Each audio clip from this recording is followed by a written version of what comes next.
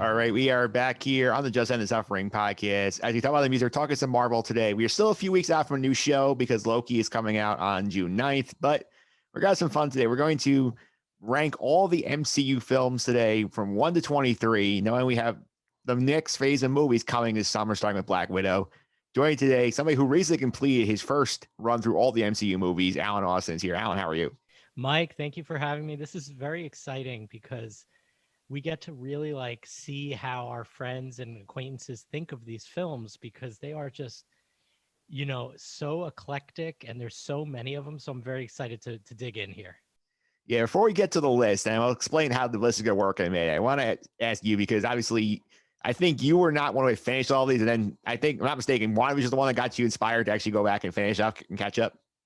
I think what really inspired me to go back and catch up was the fact that I enjoyed them enough.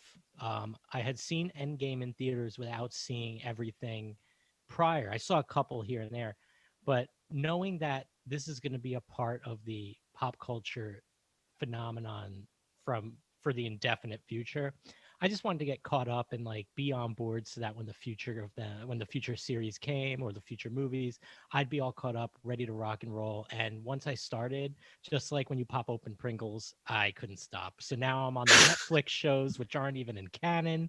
Allegedly, we don't know. Right.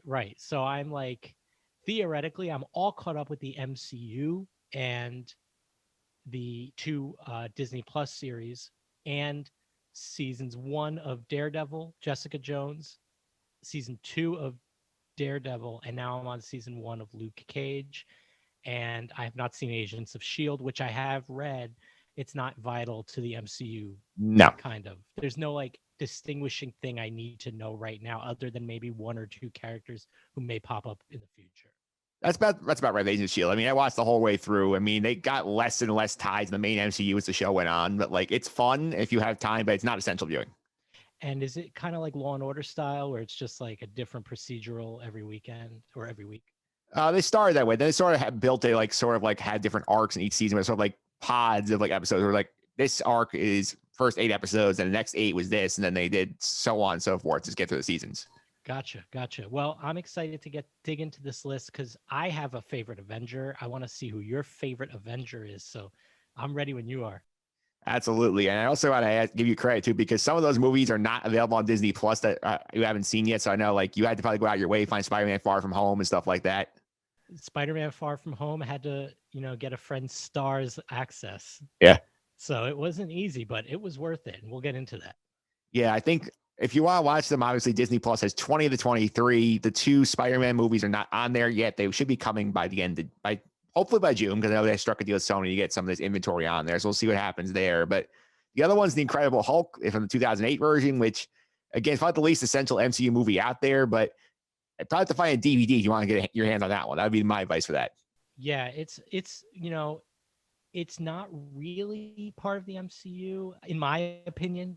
Yes, it ties in because of the literally one scene at the end. And if you really care about William Hurt's character, it all ties in. But other than that, it's very loose. I mean, the Bruce Banner character has a completely different personality between the two performers, and we can get into it. But yeah, it's something that is overhated on, but it's not. It gets a bad rap.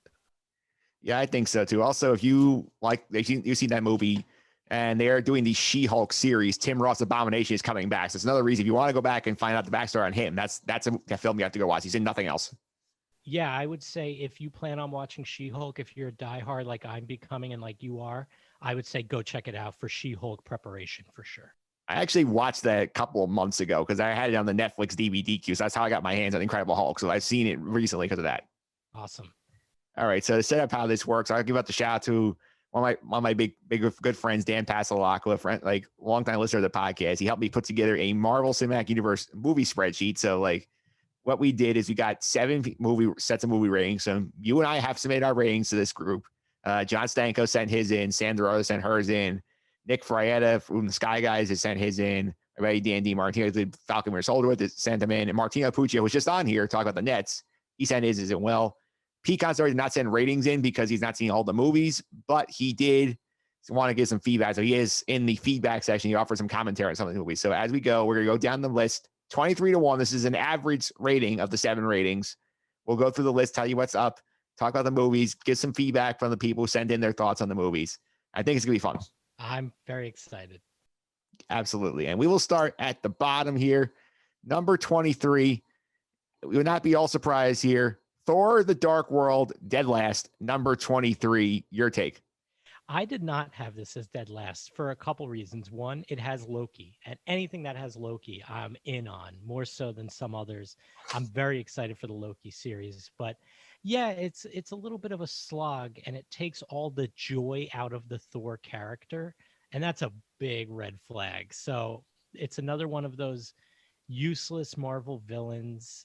It's got the Endgame teases a bit of it, so I felt like I should go back and watch it, and I guess I'm glad I did. But if you decide to skip Thor: Dark World, you're not missing much. Yeah, I mean, that's one when we were watching Endgame in theaters, and all of us who've seen it are like, they're really gonna make Thor: The Dark World the most important movie in the entire MCU right now. We're going back to that in the time travel sequence. Yeah, I mean, good for Rene Russo, and to get that screen time. But the movie itself, Thor: The Dark World, not good, not a good one. Very Blah. The Stellan Skarsgård characters all over the place. It's just like a little much. I think they I don't know if they knew what movie they were trying to make. No, they did not. And I will say on the list here, it was dead last on 5 of the 7 rankings. So that's why it's down there. Is an average score of 22 of the 23 movies. So easily the lowest. Easily the lowest, but not my least favorite. I had you were 20. You're one of the 2 who did not have it on the bottom. Very interesting. Yeah. Did you have it on the bottom? I did. Okay. It was number 23 on my list by like a clear landslide. And I'll give a little shout out. Dan DiMartini checked on this, said it's perfect line summing up. It has moments, but it's so easily forgettable. Perfectly put. I don't think we do waste any more time on him.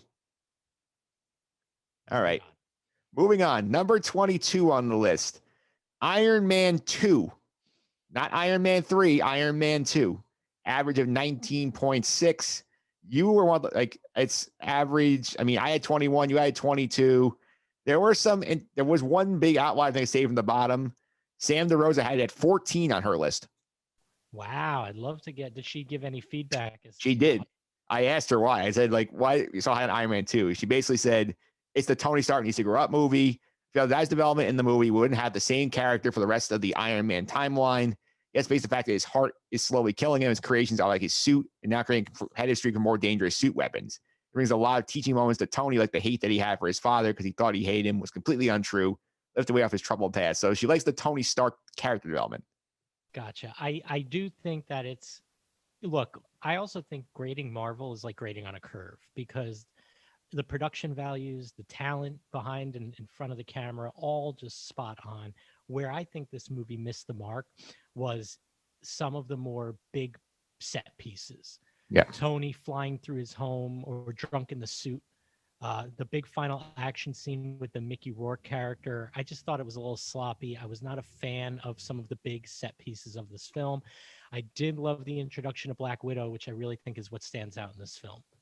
Yeah, I think the problem to me is I think that you could just tell that, as I probably have Falcon and the Winter Soldier, is that they were just stuffing so much stuff in here to prepare for Avengers. It was not really a sequel to Iron Man. It was like, oh, we need to introduce Black Widow. We need to tease all these other things to set us up for Avengers a couple of years. And I think it gets lost a little bit in there because it's a lot, really, I think more about the suit than about Tony Stark. Yeah, I think if Iron Man 2 was a series, it probably would have been better suited, if you will. Yes. Because this film does have a couple things going for it. I have it higher than Iron Man 3. I like Sam Rockwell always, no matter what he's doing. So you have him as the Justin Hammer, which was fun to see in Luke Cage. That name popped back up. But overall, another just uneventful villain in Mickey Rourke, Whiplash. And, other than that, I think there's some goofy elements that just don't quite land. Yeah, and Martino was just on here a minute ago talking about it, and he said he was also a big Sam Rockwell fan. He liked Justin Hammer in this movie. It's also the big movie where we get the switch from Terrence Howard being Rhodey to Don Cheadle being Rhodey, which is also an interesting footnote in the MCU. Absolutely. And I remember years ago when it first happened, because I did see Iron Man 1 and 2 when they came out. I was upset because I was a big Terrence Howard fan as a kid. And I think I was like mad that he wasn't brought back. Now that I'm older, I know it was like, I know why. Yeah. But obviously, I've warmed up to Cheadle since then. I think Cheadle's probably a little bit more realistic and grounded for the role going forward anyway. So. Yeah, probably one of the worst power plays of all time from Terrence Howard, calling himself millions upon millions upon millions of dollars from giving up that role. And a future series coming to Disney Plus. Yeah, and also incredible thing about it, he's basically the Brian Dunkelman of the MCU. That's a great reference for 5% of your audience, and I love it. Really dating myself there with the Dunkelman, but if you old school American Idol fans know exactly who I'm talking about. Absolutely, I'm right there with you. Yeah. All right, so that's number 22 on the list, average 19.6. 21 on the list, we just talked about a minute ago, The Incredible Hulk. Not a surprise. No, I think, the movie gets a bad rap, but it also has a different tone than the MCU. As you know, like these earlier films in Thor Dark World may fall into this trap where without Tony Stark, I don't think they knew what kind of humor they wanted to be in these films. And Incredible Hulk has very little of it. Not to mention the CGI is not as good as it would later become in these MCU movies. Ed Norton's character is, it's just such a like downer. The chemistry with Liv Tyler is not quite there. And really, the only reason I'd suggest watching this is to prepare for She-Hulk, like we said before. But it does get a bad rap because it's a solid movie. It's just with this MCU group of films, it's not up to par. Plus the fact that they recast Ed Norton before Avengers also hurts this movie significantly. Yeah, and I know there was a lot of Ed Norton in like, what's the word I'm looking for? Like, he's the reason he's not back in. Yeah. Like, he had creative differences. He refused to promote the film. Another guy who cost himself a lot of money. Yeah. I don't think Ed Norton regrets his decision, though, personally. No, Ed Norton's an artist, and artists usually stand by their work, so to speak. Yeah, and that's is one that I think is very interesting in that sense because Edward Norton plays the Hulk very differently than Mark Ruffalo does, and he plays him as more of like like a brooding Hulk, or he's trying to control the Hulk powers. He's like more like moody, more melodramatic. Whereas Mark Ruffalo, as some people have said in this podcast, he's very, as John Stanko has said, he's very happy-go-lucky at all times Hulk, as opposed to I have issues Hulk. Yeah, it's a lot like I know this is odd to say because Edward Norton running outside Allen's setup right now. There is Chris Pratt in the MCU, but Bruce Banner is kind of like the Andy Dwyer of the Yeah. MCU. So it's very interesting. I think Ruffalo is just so much more suited for the part, but we only know that because he's gotten to do it so many times. Yeah, and there's also one where they never made a sequel to it. And again, I think a lot of it's tied up in the fact that Universal has the distribution rights and Marvel's not want to give them any more of that money than they have to. So this is one of those where they're sort of, as we've seen in the past, they just rope Hulk's story into other movies where he's in Avengers getting a lot of plot. He's the Planet Hulk thing gets adapted into Thor Ragnarok. So they just are fine doing Hulk in other movies and not having to pay Universal money. That's why we don't have a second Hulk film. And, I know like the Tim Blake Nelson aspect of the Incredible Hulk was always like a loose end. And I'm thinking they'll bring it back because Kevin Feige's too in on this stuff making sense that I think that even though this Incredible Hulk stands on its own, I could see them working that storyline back in to She-Hulk. I could too. And I will give some interesting notes here on this. It was last on one chart where Nick had a 23 and the highest on the board here, John Stanko had in his top 10 at number 9. Again, I can see why, because the MCU as a whole tends to have the rinse and repeat plot devices. And this one, although it had it, was a much different tone. So I can understand where he's coming from for sure. Yeah, he's the one. I think his 9 pulls it above Iron Man 2 on the list. He also said to me, and he said, so much better than the Eric Bana version. Remember the 2003 one that preceded this that was not part of the MCU. And he enjoys Ed Norton's darker Hulk much more than Ruffalo's happy-go-lucky Hulk. So that's a big reason why. And I can see that because I kind of agree with him in a way, because there are a lot of happy-go-lucky characters in the MCU. And the Hulk, you would think, because of preconceived notions, would be this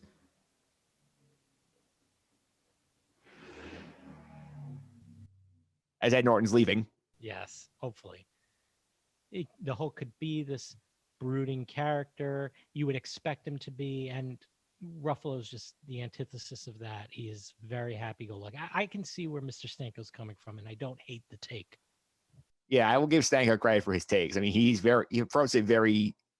He has his own criteria, as we've seen in discussions with him. So yes, it's his top 10. It's in his top 10, but it's a D+ movie. Yeah, absolutely. And we'll go on now. Number 20. We'll stick in the Stark universe. We're going Iron Man 3 at number 20 overall. By far my least favorite. So you said that Thor Dark World was by far your least favorite. Iron Man 3 is by far my least favorite movie in the MCU. I think it's overly long. I think it's drawn out. I think that, it's just the whole subplot of the kid who's helping him out, who we later see in Endgame. I just wasn't in on it. I thought Guy Pearce played the poor man's Justin Hammer with more money, I guess. I thought the whole Mandarin storyline was a complete swing and a miss. And I'm interested to see how Shang-Chi.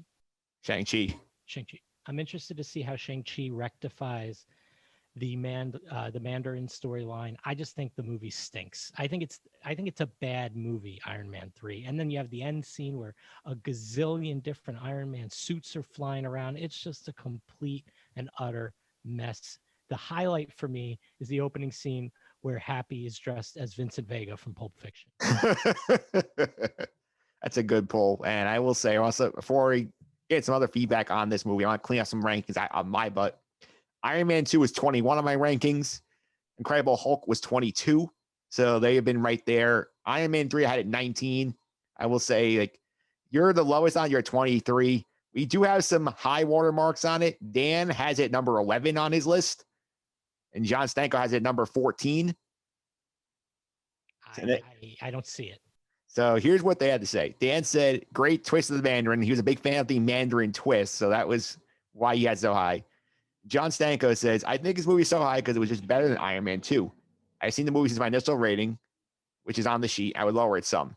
The bit with the kid is cliche. It's a bit too coincidental how it wraps up with Piper coming to help out. I do appreciate how Iron Man 3 took a chance on the Mandarin. The execution may not have been ideal. They took a chance. It's something comic movies don't basically do. And he thinks that Guy Pearce is just an underrated actor. Love Guy Pearce in general. I just didn't love this. You have the whole, I think it's Air Force One scene where they're trying to take down Air Force One. I just think it's all over the place. And it's so sad because Iron Man 1 is so strong and the sequels, I think, are just fodder for the MCU. Yeah. Yeah, Iron Man starts the whole thing, but the other two movies are nowhere near as good. No. That is not, and it's average 17.6. So a decent step up from Incredible Hulk. Yeah. And again, I had it at last. So clearly, I am not a fan. You are not a fan. We go on to number 18 now. We are going to phase 3. We're going to Doctor Strange is 18 overall. Wow. I'm shocked. Yeah, I think you were one of the two high water marks on that. You had number 12. I did. I'm a fan of the movie. I think it's got a great ending on how he defeats the villain. I think it's a much different kind of feel from other MCU movies. And I really think Cumberbatch is just born to play Stephen Strange. I'm shocked. I was a pretty big fan of this movie. I will say I had it right on 18. So I was right where the average that ended up on the list. I agree with you. The ending is probably the most unique ending to an MCU movie because it's not your typical like punchy, kicky, flippy, like boom explosions style to end a fight. We have him using the paradox to basically wear down Dormammu, who's like constantly showing up, letting himself get killed over and over again. Say Dormammu have come to bargain, just driving him insane. Yeah. I love that approach to it. But the problem is like the first like 2/3 of the movie, I think it drags a little bit for me. And I do not like that they whitewashed the character of Tilda Swinton, who plays the ancient one. I think they should have been like a character of like Asian descent, of active Asian descent playing that, not Tilda Swinton. I agree with that. Obviously, that's a good point. I just think that I just think that he is so entertaining in the role, and to see his arc throughout the film, I think is a really strong one. And I know that people compare him to Tony Stark often, but I'm a fan, and I'm very excited for the next one in the series. Yeah, that's the other point Dan made too. Is that his intro is these, but it seems like everybody is hyped for Multiverse of Madness. Everybody's very excited to see where that goes. For sure, for sure. That's one of my more anticipated sequels coming up, or films, I should say, in the MCU. You actually were not the highest on Doctor Strange though in the group. Martino actually had in his top 10 number 9. I'm just going to close that window real quick. Yeah. Hang on. Yeah. Yeah, so we stopped having our Ed Norton cameos here. While he goes on, I will point out here that Martino has it number 9 on the board. I had it 18, Alan 12, John Stanko at 20, Sam at 19, Dan at 16, Nick Frietta at 20, Martino at number 9. The average on this is 16.3 on our list of the MCU movies. And I have Martino's take here if you are interested in this, Alan. I'm sorry, I missed that. Yes, I have Martino's take available for you if you want to hear why he has number 9. Yeah. Yeah. Martino says in this that basically he loves Cumberbatch, he's a fantastic actor, and the visual effects are fantastic, which I agree with. It almost feels like you're going into like a Christopher Nolan movie with the special effects. Completely agree. All right. Now we're up to 18. We have our first tie to break on the board. So you want to have some fun here. We have to solve here. Okay. And by the way, I'm shocked that Doctor Strange was this low, so I'm really not knowing what to expect here on out. Actually, I'm wrong. It is not that yet. So we have one before the tie. I misread the sheet. So go for it. What's that? 18. Number 18 here. Actually, I can't read my sheet. So this is correct. This is the tie. I am right. So we have averaging 16.0. The average rating on Doctor Strange is 16.3. We have a tie between Ant-Man and the Wasp and Captain Marvel. So we're going to break this tie. Okay. So let's start off here. Let's start off with Captain Marvel. What do you think on Captain Marvel? I like Captain Marvel more than Ant-Man and the Wasp. I think introducing Carol Danvers into the MCU is such a big moment. I think the film, we talk about the ones that kind of buck the trend. I think this one bucked the trend. It felt like a 90s period piece. You had her and Sam Jackson going buddy buddy the entire time. I think Larson's great in the role. And I know a lot of people just don't connect with this film for whatever reason, but I really did. And I think it really stands on its own as an individual story and was very important and will be important to the future of the MCU. Whereas Ant-Man and the Wasp, as fun and entertaining as it is, shout out to Michael Pena for always being entertaining. It's just another one of those Marvel sequels. And really, I think the most important part of the movie happens in the end credits. So I would say Captain Marvel's better than Ant-Man and the Wasp, or at least more important. Yes, you were actually the high watermark on Captain Marvel. You had a 13, and a bunch of Martino at 14. The low watermark was Nick at 22 on Captain Marvel. I have some feedback on this one too from Dan. Actually, I'll give you Stanko's feedback on this one. He says it was different. It was a Wonder Woman 1984 tried to be, setting the mood with a time frame and making that a character of its own. It did not try to force it too much. Captain Marvel worked in this movie because she is discovering who she is. Her immense powers aren't a crutch on Marvel anymore. Like when it was Endgame, when she just got sent away, which is also a fair point. And the story cliche was that Brie Larson did the best she could with a mess script. And he has issues with Black Panther. I'll get to in a minute. He says the opposite of Chadwick Boseman, had a stronger script than movie around him, and he weighed Black Panther down. So he's a bigger fan of Brie Larson's performance than Chadwick Boseman's. Interesting. I mean, we'll get to Black Panther, but I'm shocked Captain Marvel's so low because that's another one that I was just thoroughly entertained the entire time, regardless of some of the weaker script points. How she gets her powers, I thought was a little weak, but other than that, I thought it was a fun ride. Yeah, indeed. And the other one here, Ant-Man the Wasp, that one, you and I are both on the same page. You had a 16 on our board. So those we're the high ones on this. Actually, no, we're not the highest. I think Martin has a 15. We also have in the mix here, John Stanko has an 8 on Ant-Man the Wasp. Sandra Rose has a 22. Dan has a 19 and Nick has a 16. So it's all over the board on this one. All over the board. Again, you have to be into the Ant-Man storyline, and I like the Ant-Man. Yeah. I like the Ant-Man storyline. However, I just think that Ant-Man and the Wasp is fun, but I don't think it's anything super momentous or groundbreaking. You have the extra villain in one of my favorite actors in the world, Walt Goggins. Happy to see him, but I think it's an unnecessary plot point. I like Ghost. I like Lawrence Fishburne, but none of it felt like that momentous of an occasion until the end, which everyone was waiting for anyway, because it came out between Infinity War and Endgame. So I would say that the movie itself is fun for sure. Again, we're grading on a curve. We got to the point now where I at least like every movie we're going to cover. So I just don't think it has the oomph that Captain Marvel does. Yeah, I'll give you Pete Considori's feedback. He did not send in ratings. He had not seen all of them, but he has seen this one. He said, Ant-Man the Wasp is a perfect set for Endgame. I do not think it gets much credit. Paul Rudd is a perfect actor for Ant-Man. Supporting cast comments his efforts. Don't sleep on this movie. It's very important for the end of the MCU. So I think valid story line from Pete. I will also say, as far as my take on it, I think you're right. I think the fact that it comes after Infinity War does weigh the movie down quite a bit, because you come in off this big epic moment, and then you come here, you're like, this is a fun, summer heist movie, so on and so forth. But when you come from that, the bar getting lower to such a degree, I think hurts the movie. I think it would have been fair better if it was somewhere else in the calendar. I think that does weigh down on people's averages.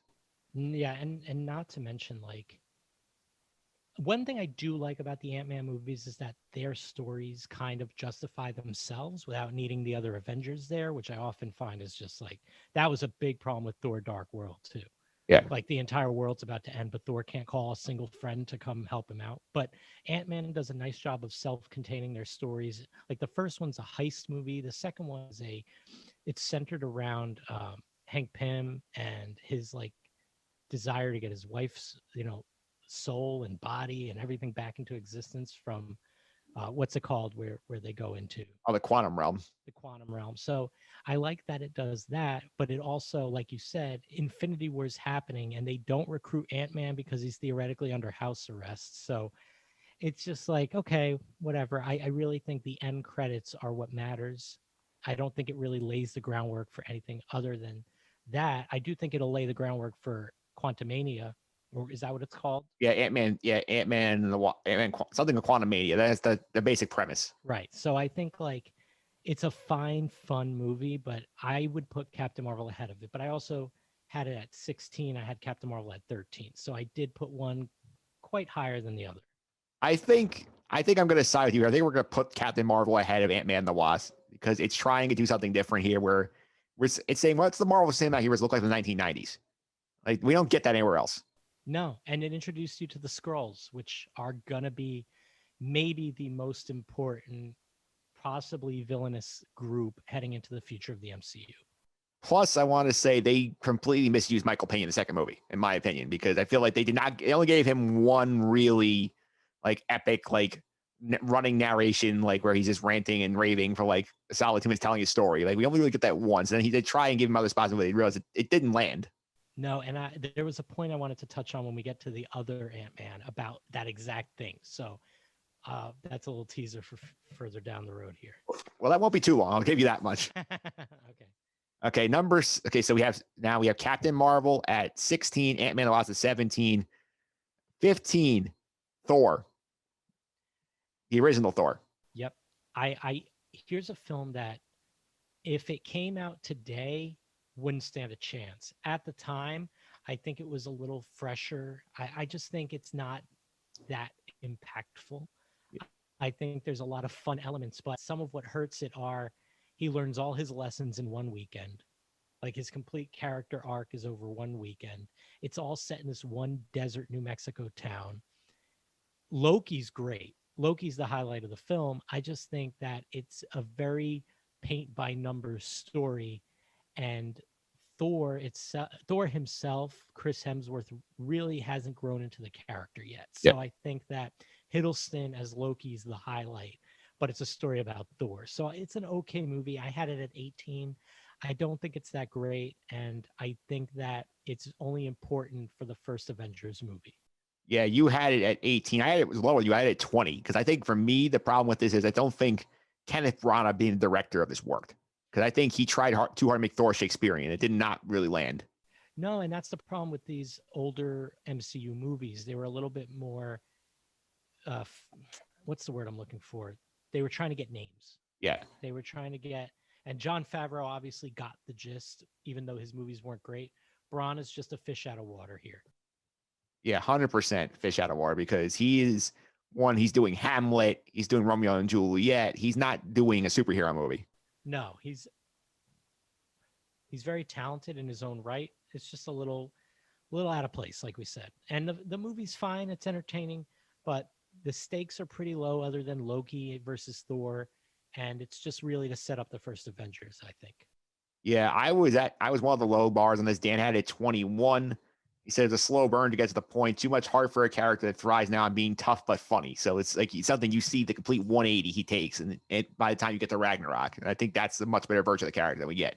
Absolutely, the Thor in Ragnarok and Beyond in Beyond is just like head and shoulders more entertaining than the other Thor, and it's no knock on Hemsworth. I think the character was just fleshed out a little bit more over the years. Absolutely. And some other ratings on this of note here. Sandra was the highest. She had it at number 8 on her list. Nick Frietta had it number 9. He sent me in some thoughts on Thor. He said, I ranked Thor as high as I did because the first time in the MCU that we saw something off-world. I thought Asgard was beautiful, like seeing Thor transition to Earth life. I also feel it's not said nearly enough because we're also used to it at this point.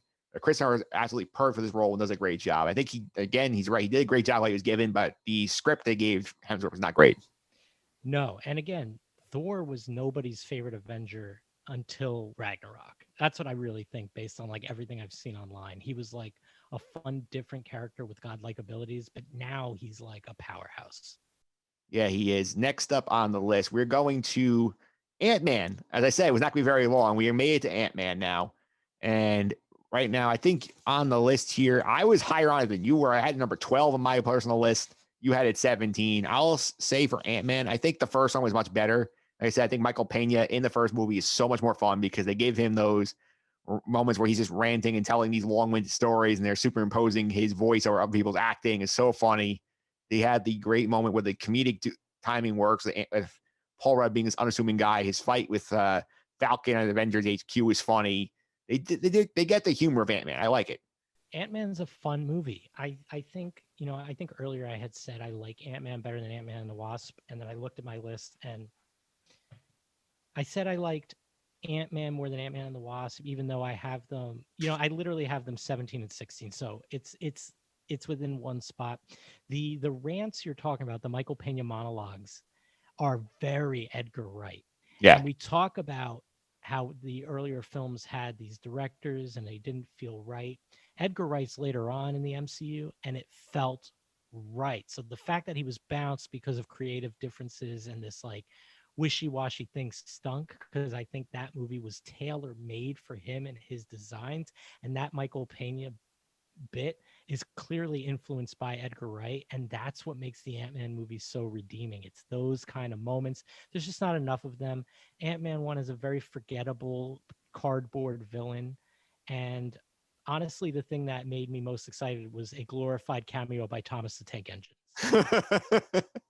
That's true. I will say you were one of the lower ones on. Actually, the lowest is Sandra. She had a 21 because she had both. I think that one 21, Ant-Man the Wasp 22. She was not a big fan of either movie. So I actually asked her about it. I said, I love Paul Rudd. I've met him and he's like the coolest. I really couldn't even sit through any of the movies. I tried my best and never piqued my interest. That's fair. I mean, it's a very specific tone that the other films don't have. And if you're not into the Paul Rudd, almost Judd Apatow adjacent, even more so than Edgar Wright, then you're not going to be a huge fan. Yeah, and Dan also sort of there. I really enjoy Paul Rudd, but isn't necessary to see the Ant-Man movie to understand his place. It's a critical role in Endgame. That's about it. So it's one of those things like we don't need it. It's like it's fun, but you don't need it. Yeah, and I think it's another one of those. Here's another guy who got a bad rap, but he's a good guy, but he's still facing the government, and it's just like, okay, isn't that like every Avenger at some point where the government doesn't want them to help? They don't like them. There's a misunderstanding. So it's a lot of retreading of some of the subplots. Yeah. And would you like to take a guess who was the highest on Ant-Man of the panel? John Stanko. Correct. Number 6. His top 10 is a doozy for everyone else. Yeah. Like his is spread throughout the list, which is pretty interesting. Because like it's a good value having Stanko on the board. He does shake things up. Oh, for sure. For sure. And he has rationale. It's not just trying to be hip or different. He has his reasons. He does. Number 14 on the list now. We are getting closer to the top half. Guardians of the Galaxy Volume 2 at number 14. So I actually was one off this. I had it at 15. You had it at 11. John Stanko was the lowest. He had this at 22. Wow. Yeah. All right, so here's my take on Guardians of the Galaxy Volume 2. It's one of the last films I've seen in the MCU run, even though chronologically it came out beforehand. It was one of the last ones I got to, and I was always told it's not that important. You don't need to see it. It's like it's got a long drawn out subplot with Kurt Russell, and it's not that important. But when I saw it, darn it if I wasn't entertained the entire runtime. Like the Drax character, which I know some people think it was like a little over the top and a little too many jokes. I think there was only one joke I didn't laugh at. Everything else hit for me.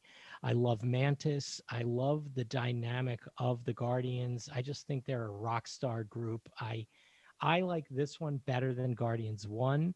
And I just like the soundtrack. I'll even argue that Guardians soundtrack volume 2 was better than Guardians soundtrack volume 1, which would get me a lot of heat in some circles, but I am fully on board. Yeah, the Kurt Russell stuff's a little much. And it's another one of those dumb Marvel plots where here you have a villain who could literally destroy the universe in hours, and only the Guardians are there to stop him.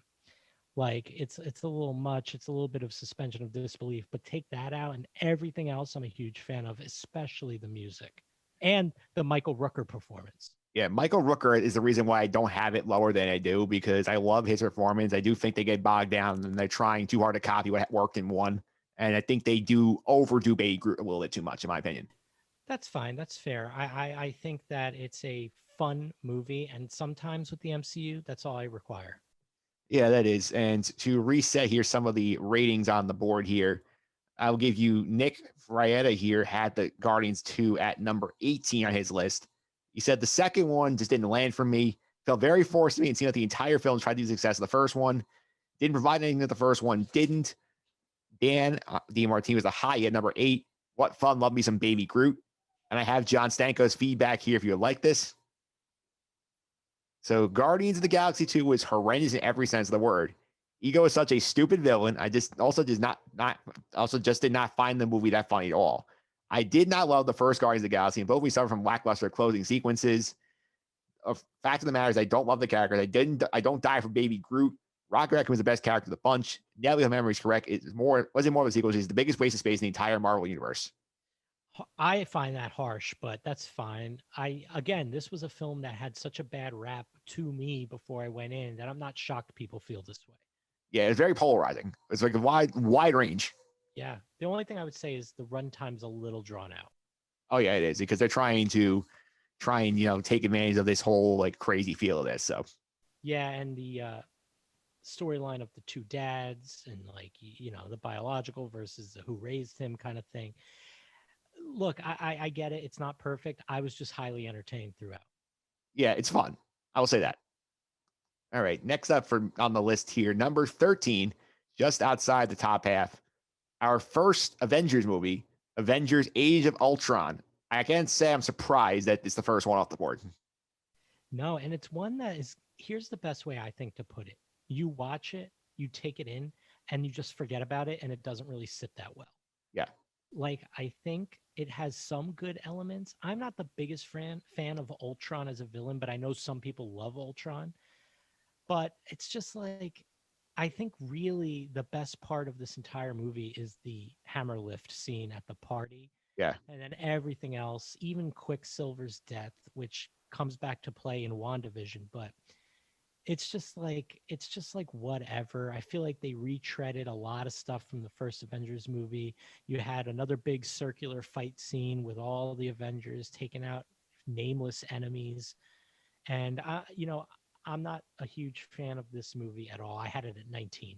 Yeah, you were the lowest of the board. You had it 19. I had it 14 because I think for me it's the worst villain of the MCU of the Avengers movies. It is the worst, I think, in terms of like getting the plot points together. I feel like we spend a long time trying to get to our big fight at the end, and I do think getting Elizabeth Olsen introduced is fun, but like having stuff like it just didn't really all click. It felt like it's just was a product that you could see phase 2. A lot of the movies in phase 2 were not great. And it sort of was the summation of like, it's the phase 2 has the worst Iron Man movie, the worst Thor movie, the worst Avengers movie.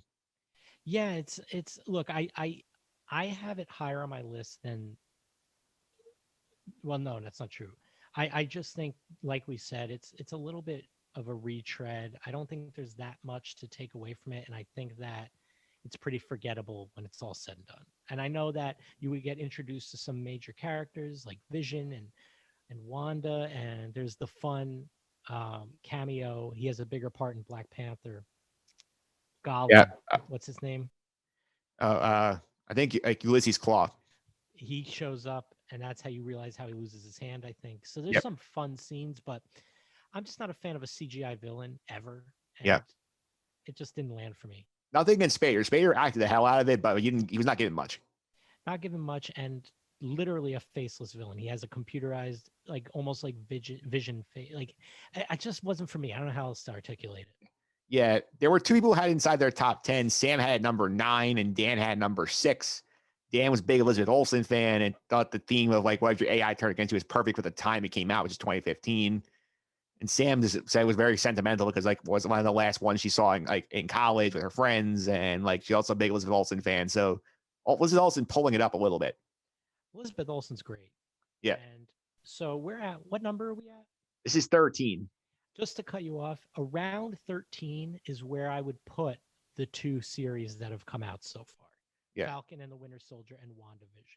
yeah, yeah. We'll get to why at the end of the podcast. I have my own thoughts on that, but we'll mention this here. I'll catch up on some averages here on the scores. Thor was 15.1 on the chart. Ant-Man was 14.4, 14 even for Guardians of the Galaxy Volume 2, and 13.4 for Avengers Age of Ultron. Okay. Now we're in the top 12. Number 12, with an average of 11, Spider-Man Far From Home. So what's funny is that I'm kind of thrown off now because it's around where I had it. I had it at number 10. But Yeah. because there's so many movies that I'm just like, where are they going to land? I'm shocked this is here. Well, to be fair to this one, this is one that was only based on a 6 ratings. Martino is not able to track down either Spider-Man movie, so they are not included in his list. So it is out of 6, and it also has one where Sam DeRosa has not finished the movie, so it's lower than her rankings. She admittedly said if I had finished, it would be probably much higher, but not get to finish it yet. Okay, so there's a little asterisk next to There's an asterisk. It's probably going to be higher if you do a future version of this list. Yeah, I think this is the single most important end credit scene in MCU history, for obvious reasons, because it was the finale of Phase 3. The hype of J. Jonah Jameson coming out at the end, the scroll reveal that Sam Jackson's kind of using them as like foot soldiers to do his dirty work so he doesn't need to get busy all the time. There's so much here. The Gyllenhaal villain of Mysterio is fantastic, even though his motivations aren't necessarily the best. I'm sick of a disgruntled Stark employee as much as the next guy. Yeah. Damn it, if Gyllenhaal's just not so entertaining with everything he does in life. So I'm in. I thought the CGI was superb in this film. It was quite a sight, and I love Tom Holland and the crew behind him. I'm a huge fan of the Spider-Verse, pun intended, and I am so excited for No Way Home. I can't even tell you. I'm just a big fan of this grouping of movies. I do think it's number 10 for me. I Yeah. don't think it's as strong as Homecoming, but I'm a fan of this movie and it is really great. And we talked about how I didn't like some of the set pieces in some of the other films. I love the giant set pieces in Europe here in this film. Yeah, I have it number 10 too. I think the thing that's fun about this one is the fact that like even though Mysterio being a Ronald Stark employee was disappointing, I like that they did with his power set, like the fact that he was able to use the nanotech to create the illusions, which is very iconic of his comic book version of his character. I think it's also they had a very tough act to follow because they follow the first movie following Endgame, where we had the emotional weight of like all of this stuff just happened and all these things basically dropped on our heads. And they did a good job just grounding it in Spider-Man, and he did a good job, Tom Holland, acting this out. And I think it's a good movie. I think the Spider-Man, they seem to get it and they get the concept of the character and they act him out very well. And I will point out here, number 4 on John Sanko's list, Spider-Man Far From Home. I'm a fan of the movie. Yep. We're getting to a spot in the list now where anything I have, I have it in my top 10. I love the top 10 movies. Every movie that's in my top 10, I love. So I'm in. Okay. Now we're going to our last one that's outside the top 10. We're going back to phase one. Captain America, the first Avenger, checks in at number 11 overall with an average of 10.1. So I know have you're it at not happy number about this. 5. I have it at number 5, but I get it because there's some people who just don't connect with this movie. And I'll say it now because I teased it earlier. My favorite Avenger is Captain America. Yeah. So the origin story for me is something I really enjoyed. I thought it was just such a cool movie. Like what I remember most, because this is one of the ones I haven't seen in a while, but what I remember most is just being in awe of, I just the whole feel of it, the 1940s, the Bucky character back then I was a big fan of, and like just like so much about the Captain America universe I love. So I'm in on the movie. Stanley Tucci, Red Skull's whatever, take him or leave him, but he's also not the worst MCU villain. I just like a lot. And I don't mind the goofy CGI Chris Evans on the skinny body because I think it's fine. Like, we're literally watching a superhero movie. It's better than what The Irishman did. So I'm in. I love this movie. Top 5 for me. You love Skinny Steve. I wouldn't say that. I'm just saying it didn't bother me as Yeah. much. Yeah. I think you were one of the high water marks. So you and Sam had it at 5. I had it at 13 because I think my issue with it is more the fact that, like, it's a period piece. Like, it literally is. Like, I think this is one I give them credit for attempting because this is early in their run. I think Captain Marvel does a better job as a period piece than this one does, because I think they just get a little too bogged down in, oh, this is about the world how Captain America fares in World War II, as opposed to exploring more of Captain America himself. I think that's the problem I have with it. Yes, and I know we mentioned earlier some of the MCU shows I haven't seen. And Agent Carter seems to be one that factors into the MCU more than some others, and we get Yeah. a lot of Peggy in this movie, so I was a fan of hers as well. Yeah, she's great in this movie. The low on this movie was John Stanko had it at 18.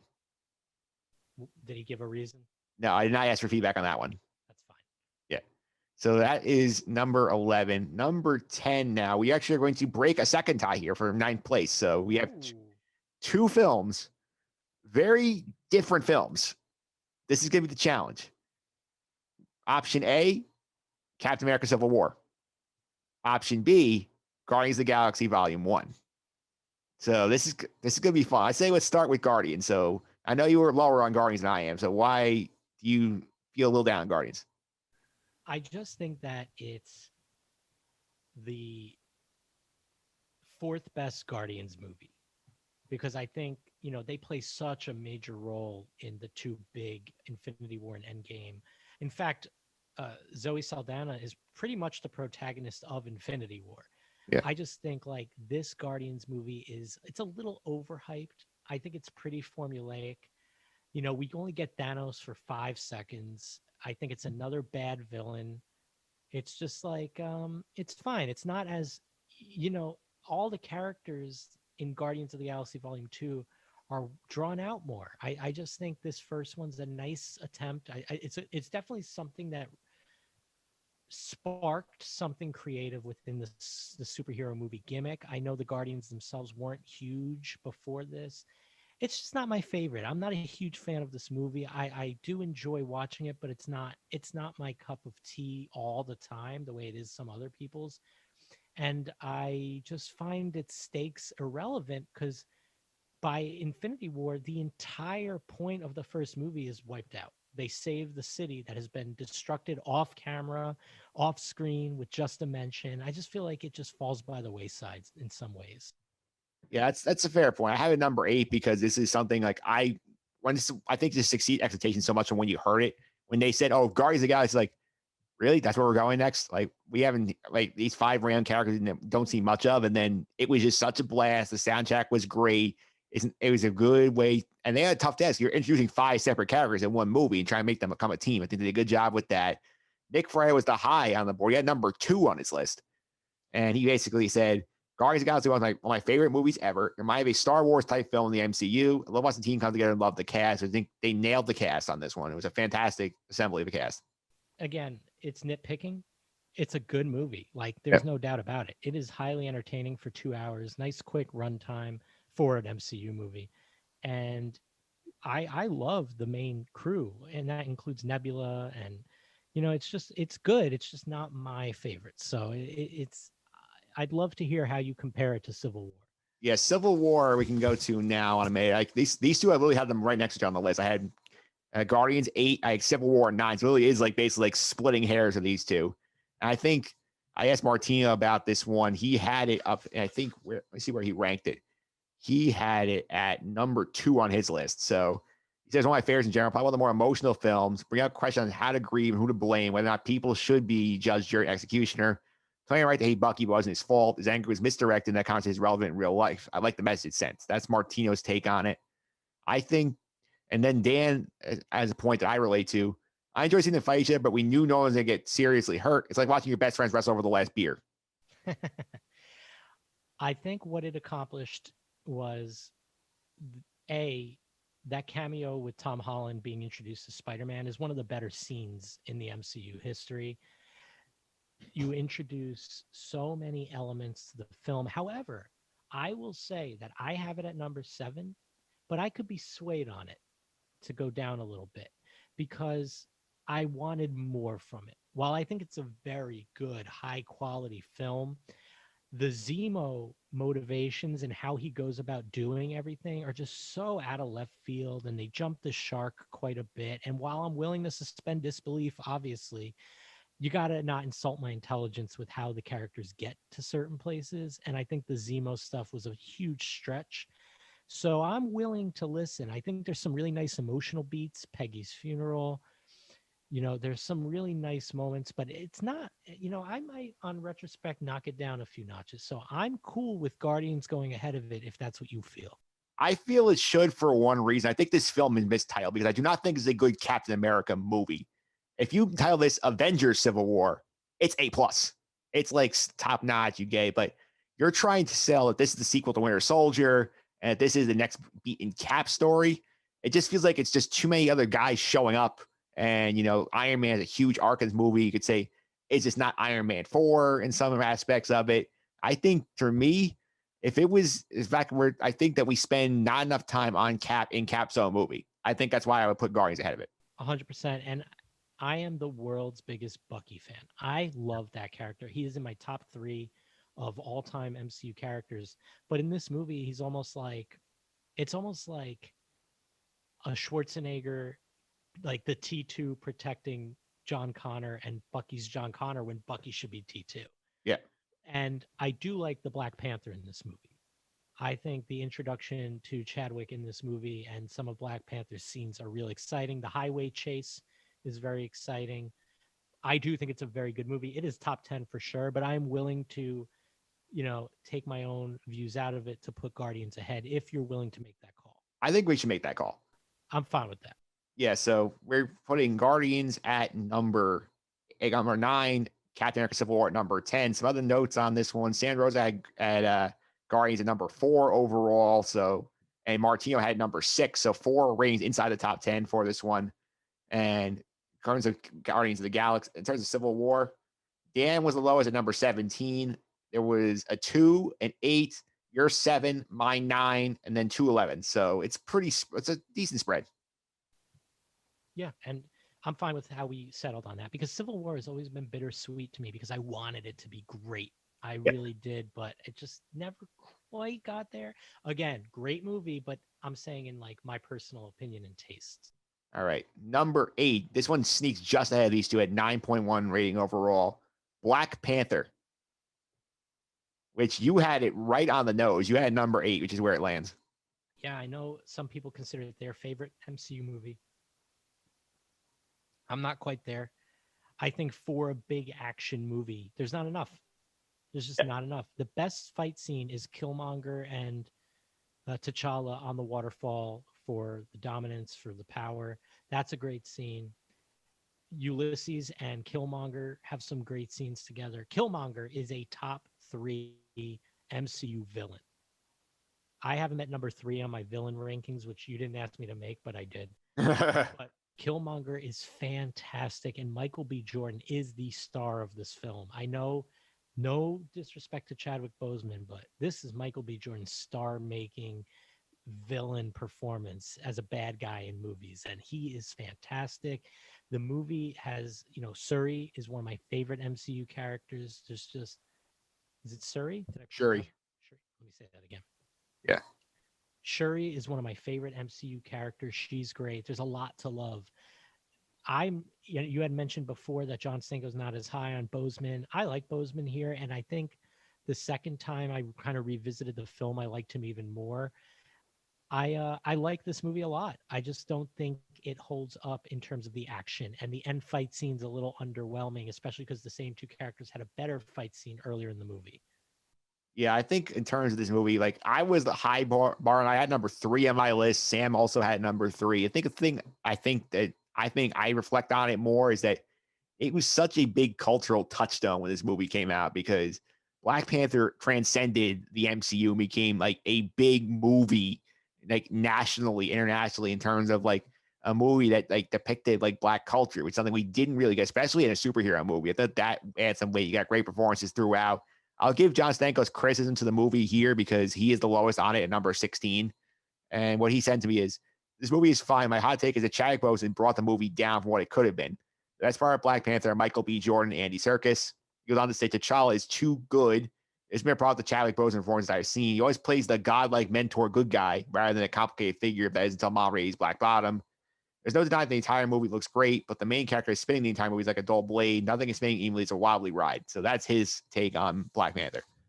A little harsh in my opinion, but that's how he feels. Like, you can't discredit how someone feels. I do think that when a villain's motivations can be justified if they were spun to a hero's point of view, that's really great. And Killmonger, although misguided in his efforts, he's got some valid points. And I think if we were ranking the importance of the MCU, this is number 1, like important films in the MCU.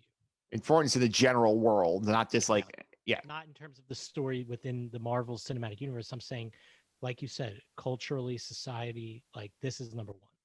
Yeah, I also think it'll be interesting to see where they go from here. Obviously, R.I.P. to Chadwick Boseman, who passed away last August, and Black Panther, like they said, they're not recasting the character, which is the right move. So I'm curious to see what that looks like when Black Panther 2 comes out. I think it's next year. So let's see what direction they go with it. Wakanda forever. Yeah, Wakanda forever. Now we're up to number 6, 7. We have to break our final tie of the rankings here. So this is going to be a doozy because I feel like this one could be, we have to build debate on this one. Okay. We have to break a tie between Avengers Endgame and Spider-Man Homecoming. Okay, I'm befuddled because I had these Homecoming at 3 and Endgame at 2. I am shocked that they did not make it into the top 5. Homecoming, okay, maybe some people don't like Spider-Man as much, but Endgame, wow, I'm shocked. You know what? Yeah. Before we debate it, I want to hear what people were saying. All right, so let's start with Endgame, and I'll give you Sam the Roses criticism. She was the lowest on it, number 15 on her board. And she said, Endgame with Endgame is something I've come to terms with. As much as disappointing as it was watching the first time, it's an okay movie. It's important because the final movie of Phase 3 went on as a turning point for the Falcon, Scarlet Witch, Bucky Barnes. It's like they tied everything with a bow. A new annoyance I've had is that I hate the Hulk in Endgame. He's no longer the Hulk. I was confused. I understand it was Aaliyah, the Banner finally taming the beast, making the Hulk who he is. But I agree with Valkyrie, and she said she liked him either as a Hulk or as a Banner, but not the in-between. So she is a big hater on Smart Hulk. I thought Hulk was better in Endgame than he was in Infinity War. Yeah. Well, he wasn't really in Infinity War. It was really just Bruce Banner the entire movie. Right. Yeah.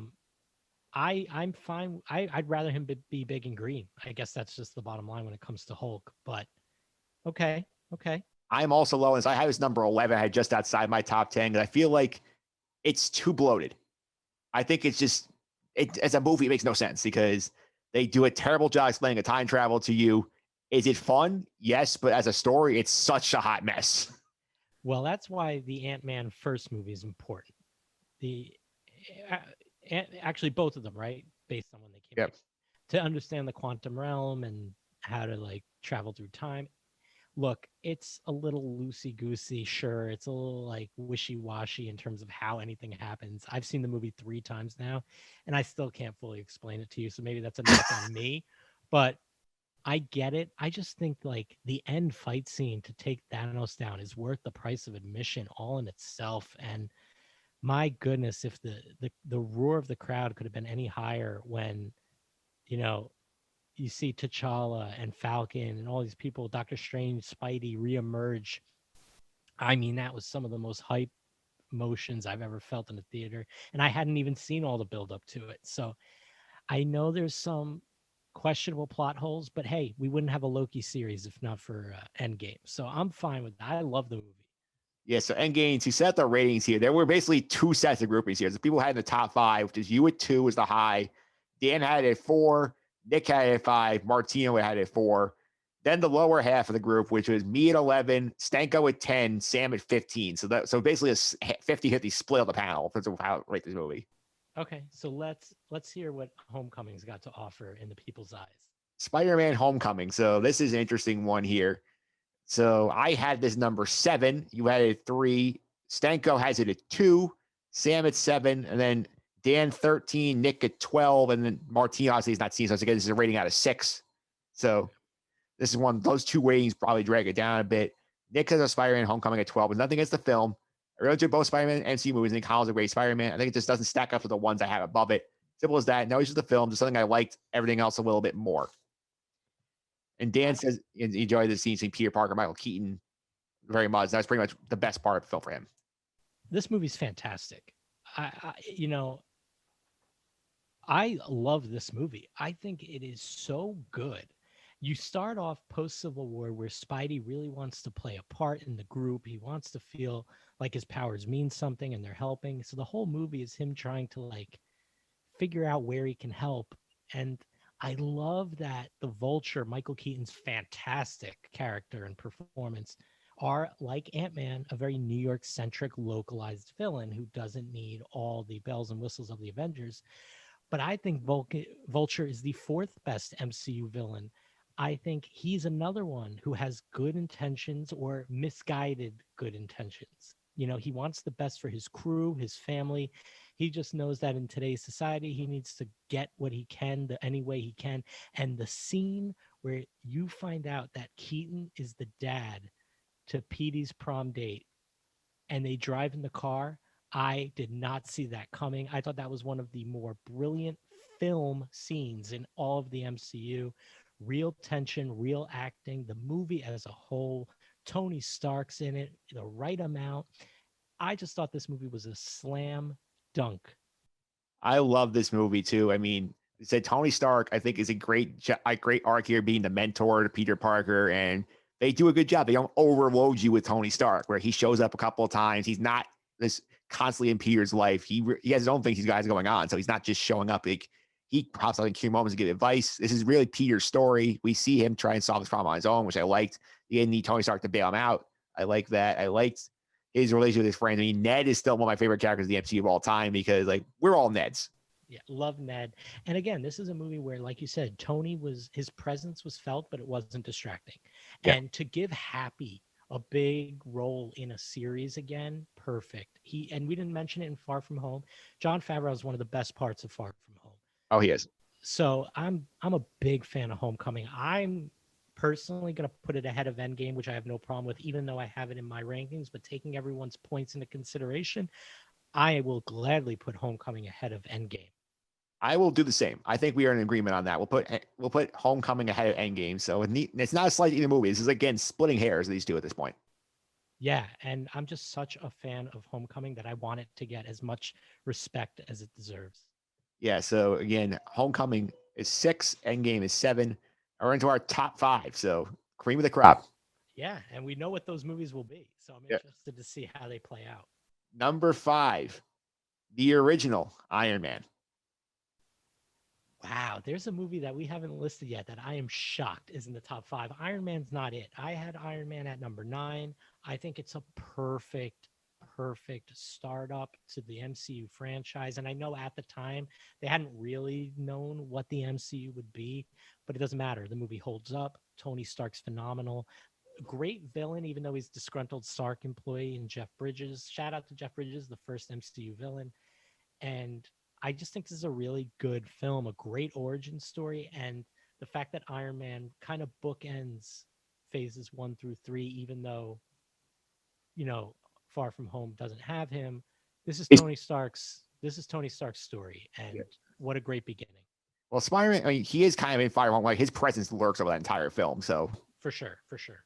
and I do think, obviously, this is the for me. I got to give respect for being the one that kicks this whole thing off. Plus, it's a great movie. It's all right, and like people don't forget the time that why was taking a big chance giving RDJ that role because at that point of time, like he had a lot of drug issues, alcohol issues in his career, and like this is probably like the last big role he's gonna get if he didn't nail it, and he did, and he was so fun as Tony Stark, and I got Pete has a great line on this that Iron Man is the perfect standalone intro movie of the MCU for the casual fan who wants to get into the franchise.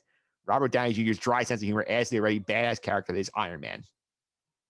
Tony Stark as Iron Man is one of the best cast. Robert Downey Jr. as Tony Stark is one of the best casting decisions in cinema history. So I'm fine with this being as high as it is. Yeah, plus, like, I think it's a lot of fun when you have, like, I love Jeff Bridges, Justin Hammer as Obadiah Stane. Yeah, and I love the one scene where they're trying to build their own Iron Man suit, and he gets mad and he's screaming at the guy in his office, like, Tony Stark built this in the desert with a box of scraps. Like, why can't we do this with our technology? And isn't that guy one of the people, the disgruntled employees in Far From Home? Yes, they do bring him back. It's so funny. Like, I do love the MCU retconning things and, like, sort of, like, introducing things because, in case, I don't know if you forgot, the guy who plays Spider-Man's teacher was the lab assistant in The Incredible Hulk. They retconned it. That's the same guy. So I thought it was hilarious. Love that. Love those little touches. And they don't make a huge deal of it. So it's like fun Easter eggs for us. Yeah, it is very funny. And I do think it makes a lot of sense to give some ratings here. You had it number 9. I had number 6. And then across the board, 5 from Stanko, 6 from Sam, 5 from Dan, 6 from Nick, 7 from Martino. So very even average there. Sounds good. All right. Number 4, and one that I was very high on too, Captain America, the Winter Soldier. Again, if the fact that, all right, Winter Soldier is phenomenal. I think it's number 4, but 1 through 4 for me could have been 1. That's how strongly I feel. Winter Soldier, Bucky Barnes, unbelievable. Just what a character. You know, the elevator scene, which they revisit in Endgame, is so good. Black Widow, Falcon, Cap. This is the first movie where Cap kind of discovers modern day. You got the fish out of water the same way you did Thor, but more effective here, I think. I'm a huge fan of this movie. Probably the best film in the MCU. I think in terms of film, it's right there. I think it's right below Black Panther, in my opinion. It's phenomenal. Yeah, and I think again they give you a political thriller, a superhero movie, which I think is a lot of fun. You get like a lot of like touchy subjects that relates to the modern world, especially when you have the debate between Cap and Fury about how is this freedom when you're not really free in terms of like the shield spying on the people they think are threats to them. You have all these great things, and then the perfect like Hydra reveal, all of these great fights, the elevator scene, the emotional drama with Bucky and Cap at the end of the movie. It's a lot of like just chef's kiss. Yeah, it's really good. And big ups to Robert Redford being in the movie. Like that is some grade A Hollywood legend right there. Yeah, it's got a 5 from me, a 4 from you, 3 threes from Dan, Nick, and Martino. Josh Neck had it 12, Sam had it 10. So that is why it is low at where it is in here. Unbelievable. The fact that nobody had it at 1 is a little surprising. And that's, I am also to blame, so I get it. Yeah, indeed. We are down to our final 3 movies. This is where all the ones are. They are all in these 3 movies. So up next here, number 3, the original Avengers. And that had to be 3 because I brought it down. Yes, you did. I had it at 15. And I just think that, okay, so what hurt it for me is the fact that the Avengers themselves got away with destroying a city. And Spiderman Homecoming, the Netflix series, they address it more than the Avengers storylines ever did. Yeah. I think that Loki's phenomenal, but so many faceless CGI henchmen and villains. Also, the fact that this movie has that base, 5 or 6 Avengers, when the rest of them have so many more, it doesn't feel as complete as some of the others. It just doesn't sit super well with me. Also, Joss Whedon's style of filmmaking, I don't think holds up compared to some of the other big Marvel movies that the Russo brothers provided us and stuff. So it's just not my bag. I may have to revisit it, but Not my favorite, man. I just not a huge fan, but I'd love to hear what people thought. Yeah, so I had his number 2 on my list. Yeah, because I like this is something I think that Dan and Pete both iterated, and I think is the point I will mention here is that this is something we had not ever seen before. A movie of this scale where you're bringing all these different characters and all these different movie franchises together into one thing, and that's not easy to pull off because you have all these separate threads. Do you pick the right villain? Do you give everybody the right amount of screen time? Do you make sure? And this is something where Jerry Renner's not happy because Hawkeye disappears for half the movie. We're the mindless henchman of Loki, but they do such a good job bringing together. You got great quips. You have great drama between them because this not a group is going to easily work together. They sell it so well. And this succeeding is why we have so much more happening because if this is a bomb, the whole thing goes away. Sure. And again, Loki, who I think is the second best Marvel villain of all time.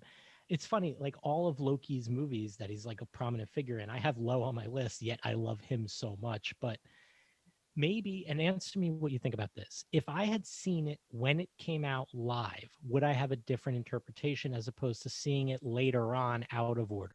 Yes. All right. So maybe that's the problem for me. Maybe that's my missing link with this film. I think it's probably because you saw it later. And you're like, oh, this is like, that's only 6 of them. We have I see movies with like 15 heroes in it. Yeah, I had probably already met I'd probably already met the Guardians. So I had thought maybe maybe I just saw it at the wrong time. And if I revisited it, it would be hard to place myself in the context of when did it come out? 2011? 2012.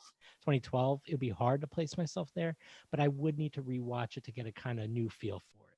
Yeah, so to reset the ratings here on a couple of these. So Iron Man was 6.3 overall. Cap Winter Soldier was 5.7. This is a 5.3. I added 2. You added 15 as the low man. Stanko has it number 3. Sam and Dan both number 1. Nick number 7. Martino number 8. So that is why this is where it is. We only have 2 left on the countdown. Yeah, and we know what they are. And I would be shocked if it's not what I think it is going to be. At number 2. So to draw out the suspense here, we have the only 2 we have left here are Thor Ragnarok and Avengers Infinity War. Number 2, with an average of 5 even, Avengers Infinity War. Oh my goodness. This is one that you and I both had number 1. It's an amazing movie. It is so gut-wrenching. It's so powerful. Even though everyone with a brain knew the finish wouldn't stick, there's enough here that as a standalone movie, it is the most emotional. It's a gut punch. The acting's incredible. The action is incredible. From beginning to end, this just feels like a heavy, dark story. And it's such a contrast. The Guardians, it's the best Guardians movie, in my opinion. It's just so strong. It's so good. And Josh Brolin does not get enough credit for his performance as Thanos. This movie's fantastic. I had it number 1, and that was easy for me to decide I want to put this at number 1.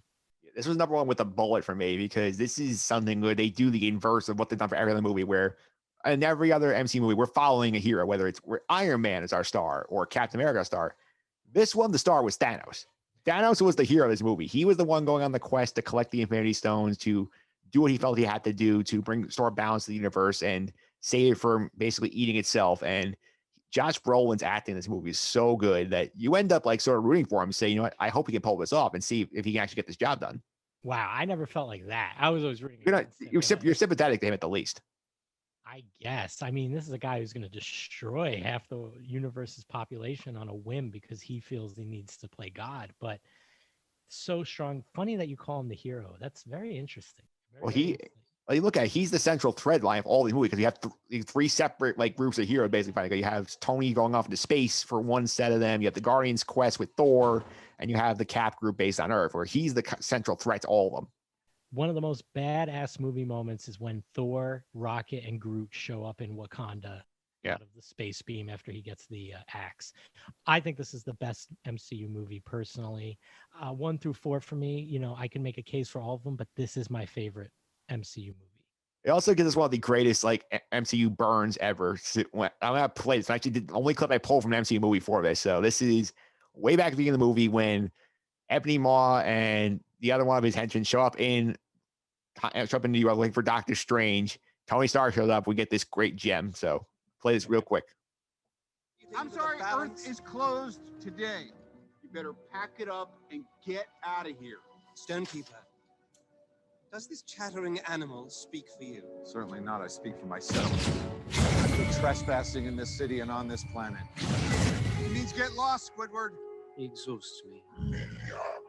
I mean, only Tony Stark can get away with a get lost Squidward reference. Yes, and he also has a problem with Spidey doing pop culture references. Very hypocritical. Great movie. I'm totally in on it. And number one, surprisingly, it was one I did not expect to be here with an average rating of 3.0, clears by 2 whole points. Thor Ragnarok. Look, it's a different feel from the rest. I understand why it's at number one. People adore this movie. It's comedic. It's probably the funniest MCU movie. I had it at number 6. I'm a big fan of it. I think some of the Hela stuff is a little long in the tooth, a little long-winded, but you can't deny that all of the space stuff, the Jeff Goldblum stuff, the Hulk stuff, Tessa Thompson's newly introduced character in this movie, and this is Thor's best performance. You have a lot of fun Loki stuff, so this is my highest rated Loki movie. It's a really good movie, and I can't fault people for liking it the most. It's the flashiest. It's the most energetic movie. There's a lot of great music and Taika Waititi. So, I can't fault that. And Jeff Goldblum alone is worth it being in the top 10. So I have no gripes with it. It's just my 6th. That's all. Yeah, I think in terms of, I has number 4 is number 1 from John Stanko, number 2 from Sam, number 2 from Dan, number 1 from Nick, and number 5 from Martino. So you were the lowest at 6. So that explains a lot. If it's the lowest at 6, that's a quality movie right there. This is one where I feel like I love it, and it's just amazing. Look at the list. Thor's second movie is 23. It is dead last.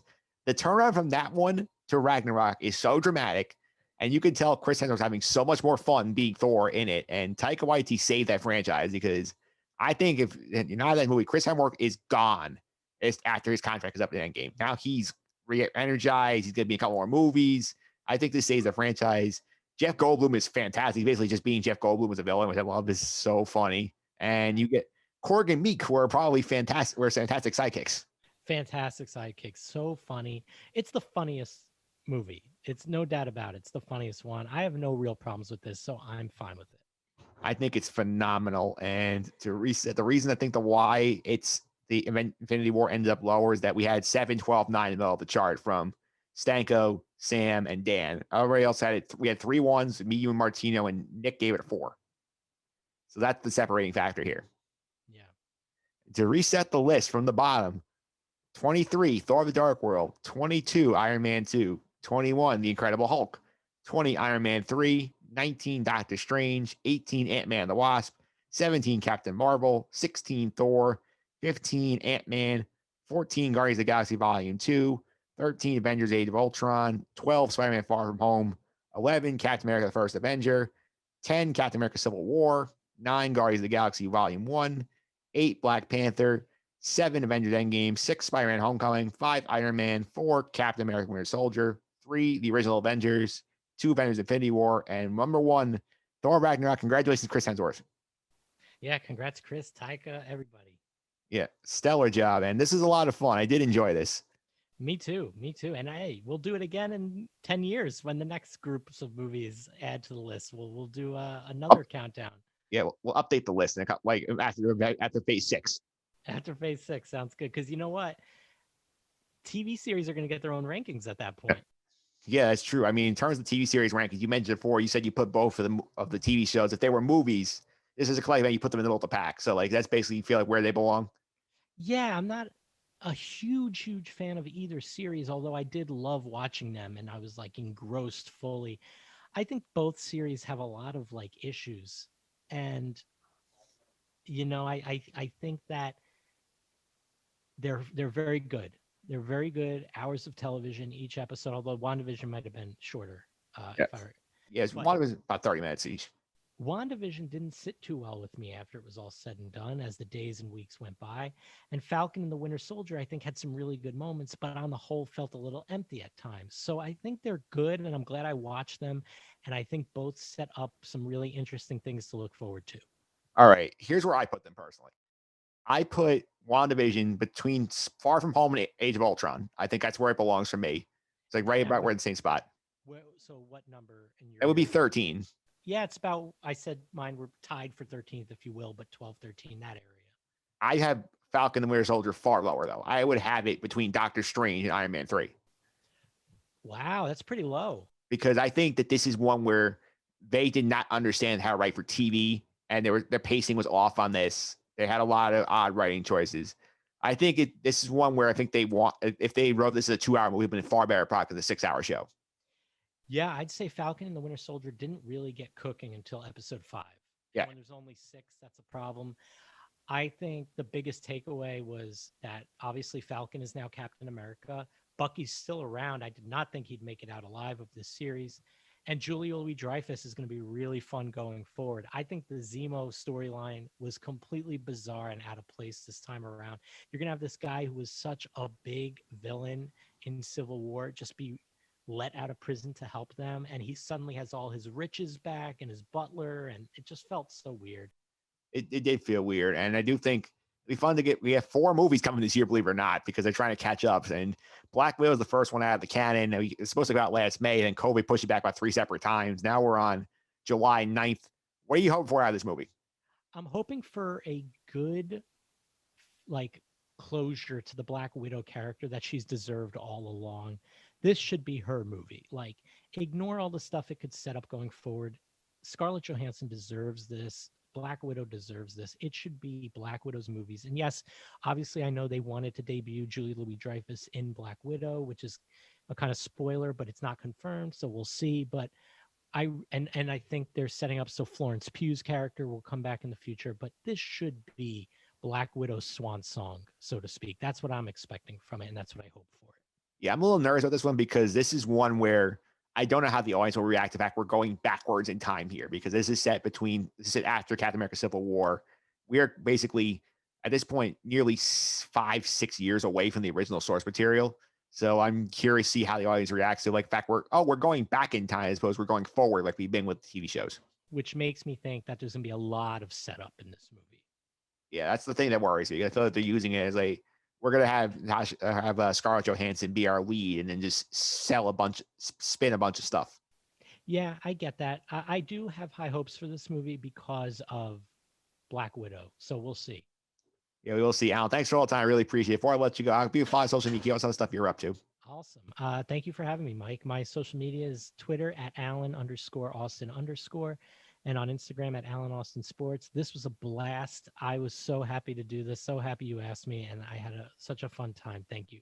Yeah, absolutely. And again, you can follow me on Twitter, MPhillips331. If you want to come at let us know how you think of this list when it shakes out. Again, remember, we don't take credit for all the decisions. This is a 7-person effort, so we're not the ones responsible if your favorite movie is not as high as it should be.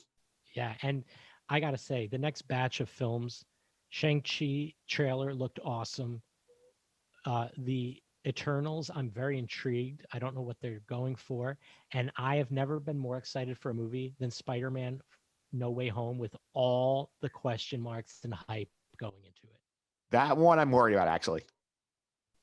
Oh, gosh. Maybe we should talk about it come time when it's about to be released. Yeah, that will be a future problem. I will tell you off the air what it is, but I will save that for the tease for a future podcast appearance. But until then, have a good one, guys.